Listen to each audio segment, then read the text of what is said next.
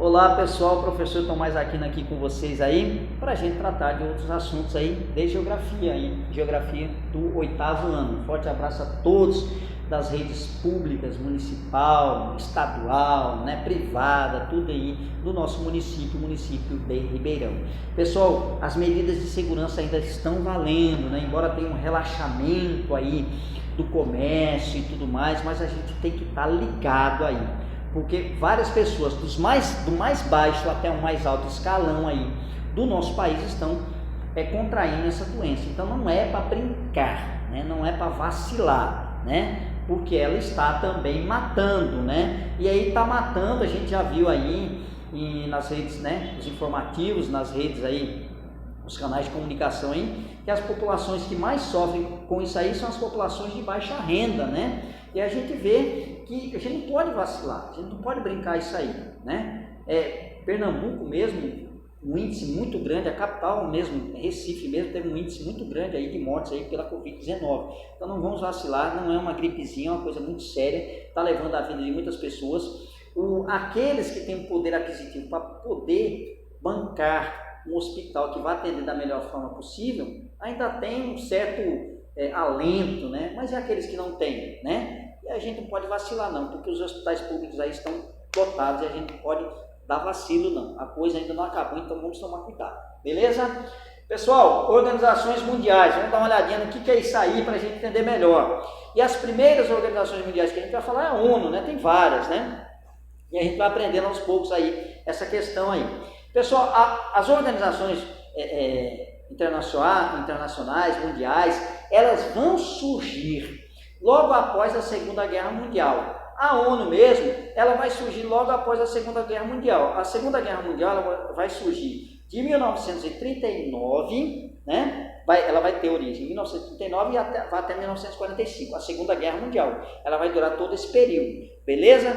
Logo após, ou já prevendo o fim da Segunda Guerra Mundial, as nações, os países que estavam envolvidos no conflito de uma forma direta ou indiretamente, certo? Eles vão se reunir e vão começar a tomar providências, medidas, propor soluções aí para evitar conflitos e tudo mais aí que foram os responsáveis pela condução da Primeira Guerra Mundial, que iniciaram a Primeira e a Segunda Guerra Mundial logo depois, beleza? Então procurou-se reunir as principais potências mundiais, outros países também, e tentar propor soluções aí para evitar conflitos futuros, beleza, pessoal? Tentaram uma estabilidade econômica, Se a gente analisar direitinho, as primeiras guerras mundiais, a Primeira Guerra Mundial, a Segunda Guerra Mundial, foram levadas por conflitos aí econômicos, A base, a ideia foram justamente essas questões econômicas aí, por disputas territoriais,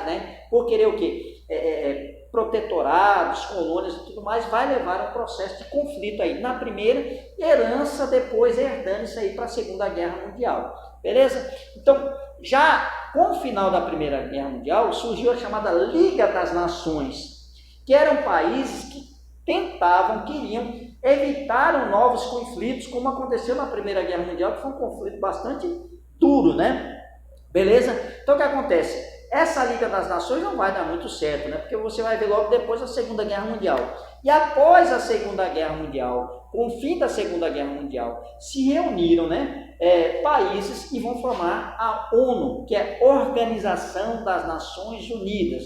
Não só a ONU, mas também o FMI, Fundo Monetário Internacional, o BIRD, que depois vai virar o Banco Mundial e assim por diante. Então vão ser uma série de instituições internacionais que faziam parte de vários países e vão começar a tentar fazer um equilíbrio aí, tentar evitar problemas futuros aí que pudessem levar a conflitos terríveis e tenebrosos como da Primeira e da Segunda Guerra Mundial.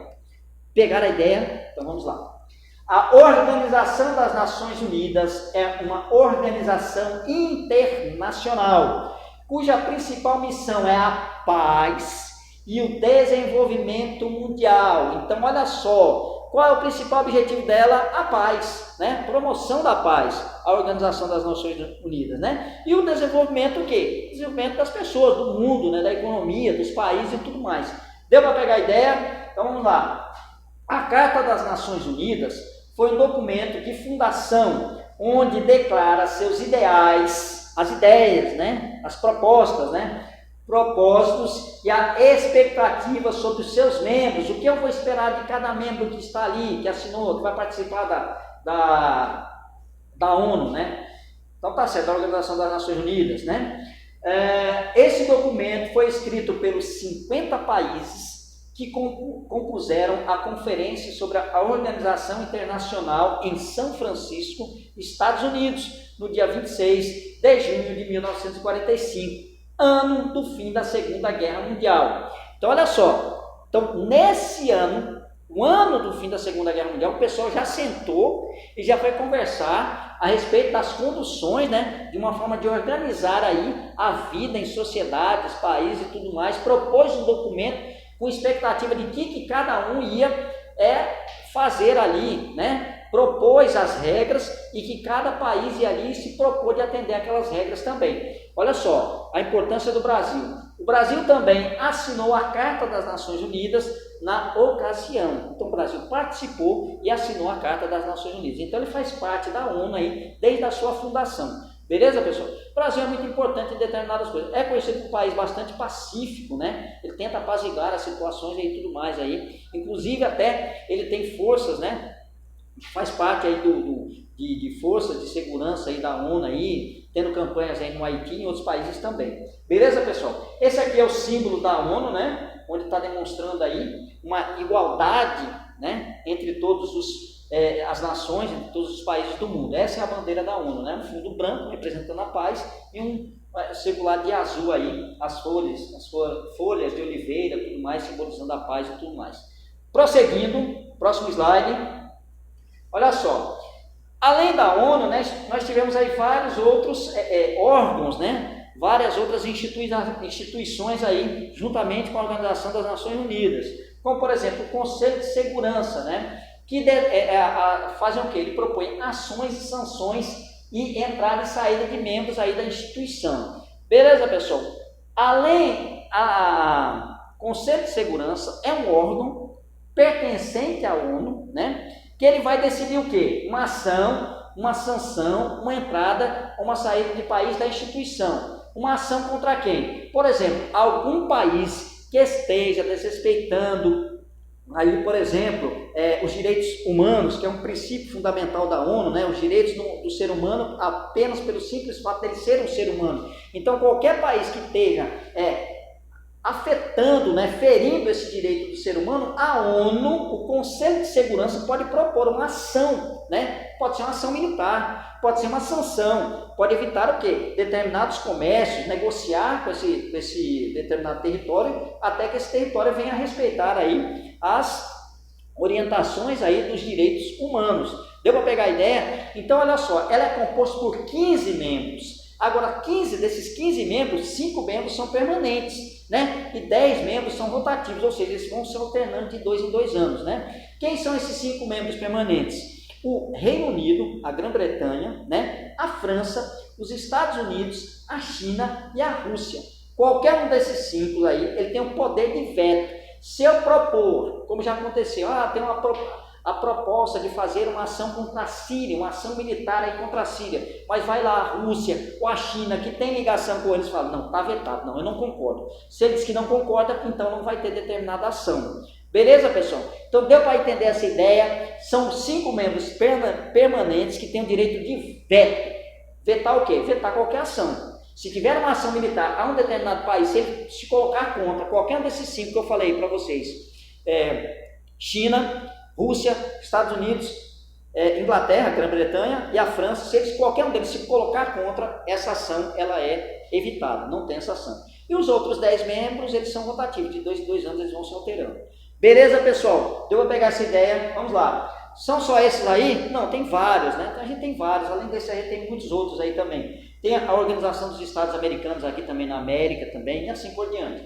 Mas olha só, a Unesco é uma organização das Nações Unidas para a educação e ciência. Você vê, ela está dedicada justamente a isso aí, a educação e o desenvolvimento científico. Isso em todo o planeta, em todo o mundo, né? A FAO, Organização das Nações Unidas para a Agricultura e Alimentação, também é uma instituição que vai tentar proporcionar, promover o desenvolvimento da agricultura, a alimentação, a erradicação, ou seja, acabar com a fome aí no mundo, beleza?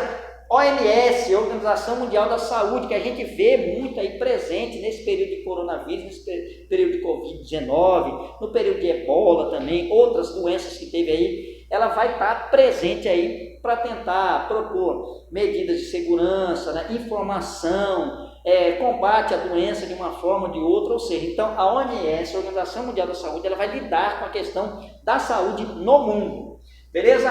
A OIT, Organização Mundial do Trabalho, ela vai cuidar justamente da questão do trabalho, né? Trabalho infantil, ela vai estar ali para fiscalizar, propor medidas e tudo mais, aquela coisa toda, tentar o combate, a conscientização contra o trabalho infantil, contra o trabalho escravo, contra o trabalho análogo à escravidão e tudo mais, beleza? A Unicef, Fundo das Nações Unidas para a Infância, mais dedicada, né, a investigar, analisar o desenvolvimento da criança, né, o desenvolvimento dela físico, intelectual, né, psicológico da criança, tudo mais, ela vai estar aí presente aí nesse desenvolvimento da criança, né, em forma global, ou seja, em todo o mundo. Prosseguindo, e aí nós temos aí os maiores obstáculos aí da Organização das Nações Unidas, né? Ela é uma instituição, ela tem aí desde 1945, já tem o que, mais de 70 anos, acredito, né? Eu não fiz o cálculo aí, mas é por aí.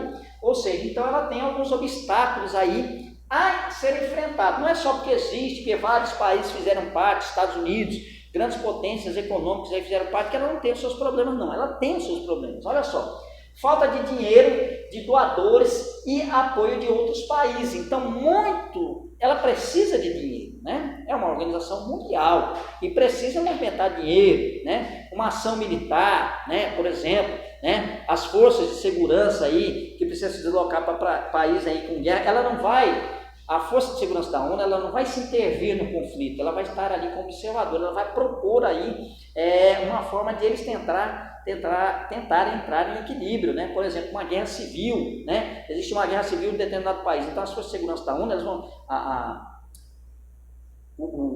a força que faz parte, né? Que vão ali, por exemplo, o Brasil, que ele vai ali, ele vai tentar amenizar a situação, não vai chegar lá se intrometendo, não, ele vai tentar fazer uma conciliação ali entre as duas partes que estão em conflitos, mas para isso precisa de recursos, precisa de dinheiro, né, para poder enviar os soldados, né, mantimentos, armamentos e tudo mais, para poder dar esse suporte, beleza? Autonomia e soberania dos governos locais que não respeitam a determinação pré-estabelecida pela ONU. Nem todos os países do mundo aceitam a organização da ONU, né? A Organização das Nações Unidas, nem todos eles acatam as decisões tomadas por ela, porque consideram o quê? É um organismo ocidental, né? Muitos países orientais não aceitam, não atendem às determinações dela, é aquela coisa toda. Então ela barra nesse obstáculo aí também. Algumas religiões que podem se opor a certas determinações da ONU, né? Nós temos religiões milenares, que têm seus costumes, que têm as suas características, né? Que são, por exemplo, aí, religiões aí fundamentalistas, ou seja, que leva, né, os textos sagrados ao pé da letra. Não é a religião como um todo, mas, ou seja, uma parte da religião, grupos religiosos que saem de determinada religião, eles levam aquilo ali ao pé da letra. Isso é o fundamentalismo, ou seja, caso de homens-bombas. Não é o islamismo não prega essa questão aí, né, de homens-bomba e tudo mais, mas alguns grupos fundamentalistas que vai interpretar uma partezinha dos textos sagrados aí do Islã, vai pegar essa parte aí e vai interpretar de um outro jeito e vai se considerar que isso aí é um ato sagrado, sendo que a religião, os textos sagrados não dizem isso, mas é um grupo que leva aquela interpretação ali ao pé da letra, né? Se eu estou falando, eu poderia falar de outra religião, como a cristã, né? A judaica, que são as que mais são parecidas, né? Mas o exemplo que vem é esse aí para a gente entender essa questão de religião que vai bater, né? Temos casos aí, determinados países, que eles vão mutilar, principalmente as mulheres aí, para evitar que elas tenham desejo, que ela tenha um desejo sexual aí e evitem problemas de promiscuidade, adultério e tudo mais. costume, né, que existem em determinados locais também, baseado em religiosidade e tudo mais, beleza? Então tem essas questões bastante delicadas da gente entender, certo? Os interesses preponderantes de países desenvolvidos sobre a exploração dos recursos de países mais pobres, sendo o interesse desses manter a estabilidade local para facilitar o domínio. Então tem muitos países aí que vivem em conflito, isso a gente viu muito na partilha da África, né? Que a gente viu que dividiram todo o continente africano entre as principais potências europeias, França, Inglaterra, Alemanha e assim por diante, né? E estimularam aí o conflito interno. Para quê? Para que aí eles não se unissem, eles pudessem retirar as riquezas naturais, o ouro, o petróleo, o diamante e assim por diante. Deu para pegar a ideia? Então essa é a ideia aí dessa questão aí do interesse, né, desses países desenvolvidos aí em manter conflitos, e aí esse conflito traz uma estabilidade e promove, proporciona o quê? A exploração de determinada região, né? Certo? Deixa eu ver aqui o que mais. O recorrente trabalho escravo, também um obstáculo, infantil, encontrado em países pobres, né, devido à falta de oportunidades, exploração de empresas e indústria. O Brasil é um país emergente, mas volta e meia, de vez em quando, a gente vê a questão de um trabalho, né, foi encontrado aí uma fazenda aí, trabalhadores, trabalho análogo, ou seja, semelhante, parecido à escravidão, né? Que viviam presos ali, sem salário, sem nada, aquela coisa toda, apenas pelo prato de comida, digamos assim, miserável, ou seja, análogo à escravidão. Aqui no Brasil, que é um país emergente, né? Que está em crescimento industrial, acontece isso. E tem países com dificuldades econômicas muito maiores, que isso também acontece e muito. Beleza, pessoal? O desrespeito ao direito das crianças, a gente vê, como a gente já viu em aulas passadas também, muitas crianças que deveriam estar na escola estão fazendo atividades, ou seja, comerciais, trabalhando, aquela coisa. Uma coisa é uma atividade, uma tarefa doméstica, né? Você pode realizar uma tarefa doméstica dentro do seu lar, uma atividade que isso aí vai adaptando você ao convívio social. A uma coisa é a exploração econômica, né? Você ser explorado economicamente para levar recursos, dinheiro, né, e tudo mais. Isso aí é totalmente diferente. Isso aí é um obstáculo, né? A falta de investimentos locais em saúde, ou seja, um país se nega a investir em saúde, aquela ali, saneamento básico, né, rede de esgoto, de água e tudo mais, e vacinação, entre outros fatores. Então esses são vários fatores. Pessoal, uma coisa que eu queria destacar bastante, acho bem delicado, bem interessante a gente tratar. Os Estados Unidos mesmo, por exemplo, um exemplo que já desrespeitou a ONU, né? Como teve a guerra do Iraque, né? A segunda guerra do Iraque, teve a primeira nos anos 90, 91, depois teve uma nova guerra do Iraque aí nos anos 2000, 2003. E aí foi inspetores da ONU, das Nações Unidas, observar instalações do Iraque para saber se eles tinham técnicos, se eles estavam desenvolvendo armas nucleares, coisa que eles estavam proibidas, né? O Iraque, Saddam Hussein na época estava proibido de fazer isso aí. Beleza, pessoal? Né? Então, observadores da ONU foram lá investigar, certo? E descobriram que não tinha nada. Mas mesmo assim, os Estados Unidos colocou na cabeça que tinha, e foi lá, invadiu, fez a guerra, tudo mais, aquela coisa toda. Então você observa aí que também existe um desrespeito muito grande de muitos países aí às determinações, às orientações da ONU, da Organização das Nações Unidas, né? Inclusive, quem vai ajudar a compor, a formar a ONU vai ser os Estados Unidos, e vai ser o próprio que vai desrespeitar ele nesse momento. Beleza? Olha só, prosseguindo a questão, né, a fundação deles, né, FMI e o Banco Mundial. Devido à grave crise financeira do mundo, no pós-Segunda Guerra Mundial, em 1944, representantes de 44 países reuniram-se na cidade de Bretton Woods, nos Estados Unidos, para definir qual seria a nova ordem econômica. Nessa reunião foram criados o FMI, Fundo Monetário Internacional, e o BID, Banco Internacional de Reconstrução e Desenvolvimento. Posteriormente, esse último se associou à AID, Associação Internacional de Desenvolvimento, e passou a se chamar Banco Mundial. Presta atenção, pessoal, esse aqui já era o último ano da guerra, já entendia-se que a guerra já estava se finalizando, né? Então se reuniram em Bretton Woods, né? Esses países formaram o FMI, que é o quê? É um banco, né? Fundo monetário internacional, um banco de ajuda para equilibrar as economias, né? E o Banco Mundial, o BID, que depois vai se tornar o Banco Mundial, que era um banco que ajudava na reconstrução dos países aí afetados pela Segunda Guerra Mundial. Criou-se um chamado Plano Marshall, desenvolvido para os Estados Unidos, que era um projeto, um plano para a reconstrução aí da Europa, que estava destruída pela Segunda Guerra Mundial. A Alemanha, a França, tudo usaram isso aí. E o Banco Mundial ia financiar, patrocinar, aí, emprestar dinheiro para fazer esse processo de construção. Isso foi feito tanto na Europa quanto no Japão também, que sofreu 2 ataques nucleares aí dos Estados Unidos, né? 2 bombas atômicas, né? Em Hiroshima e Nagasaki. Então teve que esse banco se emprestou esse dinheiro para essas potências, para esses países, para ajudar na reconstrução deles. Beleza, pessoal? Então tanto o FMI quanto o Banco Mundial é desse período da Segunda Guerra Mundial. Um é para o quê? Para emprestar dinheiro para salvar a economia de país, e outra é para ajudar no desenvolvimento e na construção desse país. Isso é uma decisão aí de Bretton Woods, né, nos Estados Unidos, beleza?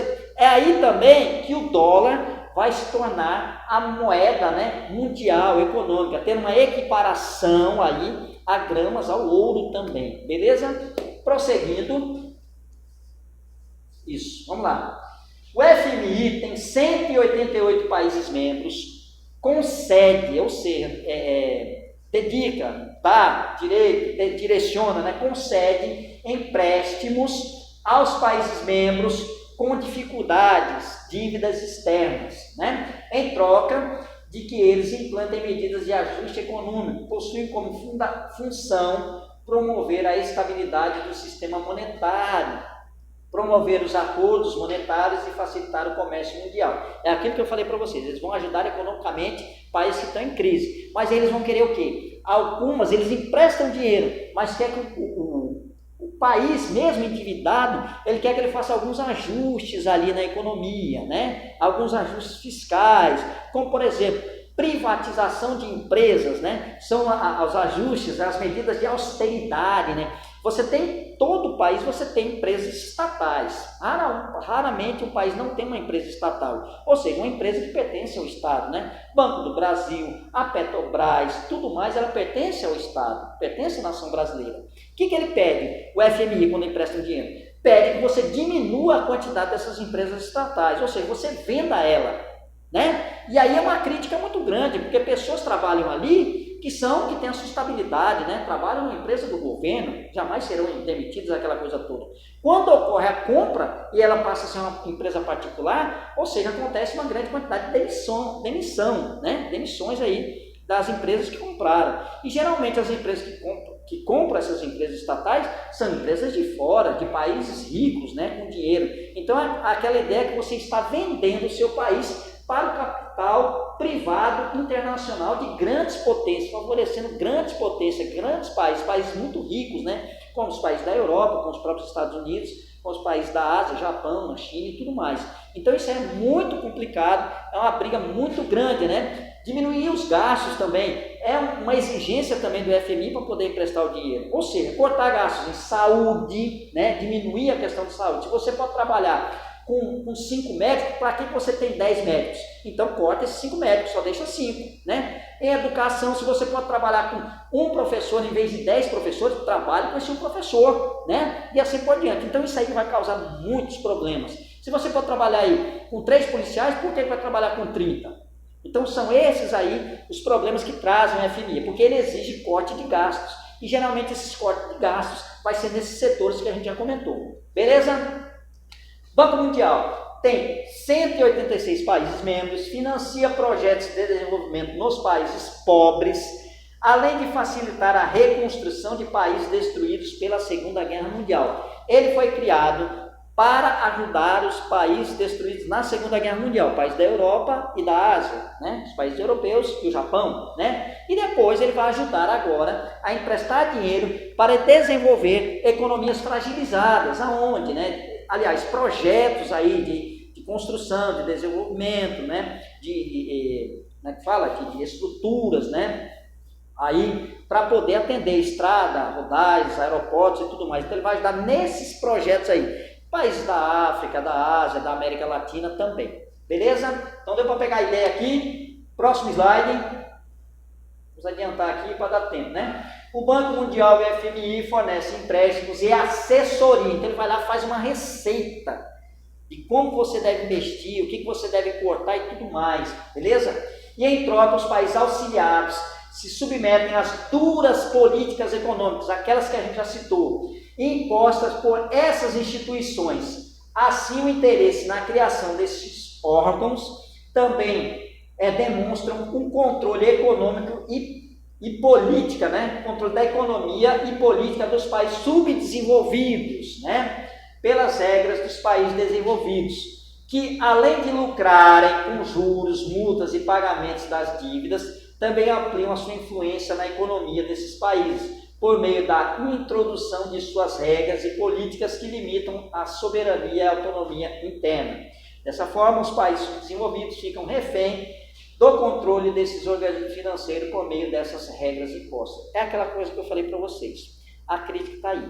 Ele dá uma receita de como você tem, tanto o FMI como o Banco Mundial. Ele dá uma receita de o que você tem que fazer. Propõe, a proposta é essa. Você tem que construir, usar tal hora. Mas você tem que evitar esses gastos aqui. Segurança, saúde, educação, tudo mais. Né? Você tem que privatizar a empresa. Aí os países ricos, desenvolvidos, vêm e compram as empresas ali. As empresas desse país compram ali. Aí você está o quê? Com a população desempregada, sem educação, sem saúde, né? Analfabeta, tudo mais, uma série de produtos estrangeiros aí dentro do seu território. Essas são as críticas aí levadas contra o FMI, né? Beleza? Prosseguindo. Certo.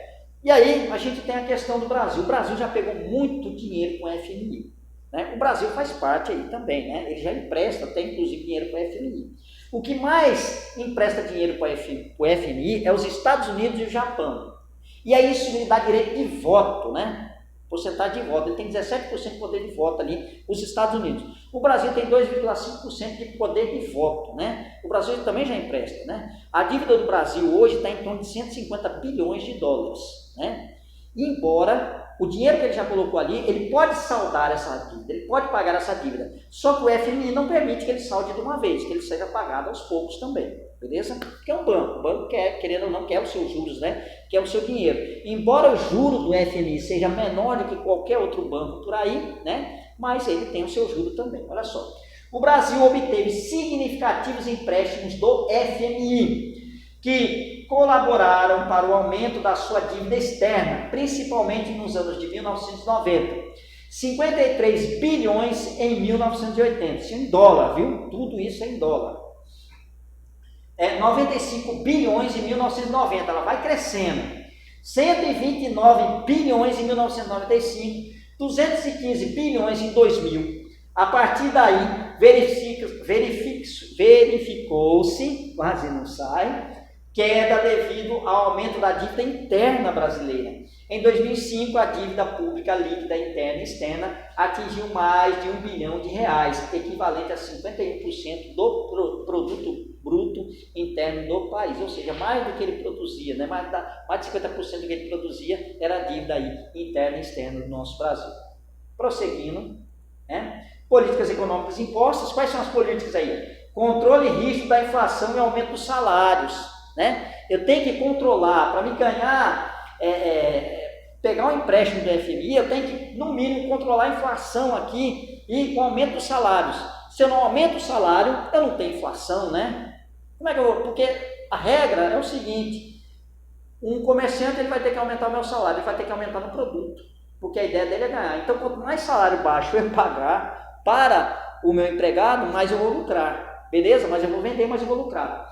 Rigoroso controle dos gastos públicos, é aquilo que eu falei para vocês, segurança, saúde, educação, né? Tudo mais. Crescimento das taxas de juros internas para coibir o consumo e prejudicando as indústrias, né? Então eu vou ter que aumentar as minhas taxas de juros internas. Deixa eu dar uma acelerada aqui, já 30 minutos, né? Valorização da moeda local em relação ao dólar para incentivar a exportação e diminuir a importação. Então, se eu tenho uma moeda equilibrada ao dólar, né? Eu tenho poder de compra aí equilibrado também, né? Contabilização dos investimentos e inflação com despesas impedindo o crescimento econômico. Bom, essas daqui são algumas das políticas impostas pelo FMI que vai ajudar aí, ele vai emprestar, mas você tem que acatar todas essas medidas aqui, algumas dessas medidas. Prosseguindo, bom, pessoal, 30 minutos, né? Pessoal, a gente vai encerrar por aqui, porque não vai dar tempo de a gente concluir tudo, viu, pessoal? Então a gente encerra por aqui, certo? E na próxima aula a gente dá continuidade. Ok, pessoal? Um forte abraço a todos vocês. Façam um resuminho, certo? Na próxima aula também vou corrigir os exercícios, certo? Com vocês. E na próxima aula a gente continua esse assunto aqui. A gente vai falar sobre a Organização Mundial do Comércio. Fiquem todos com Deus e até a próxima semana.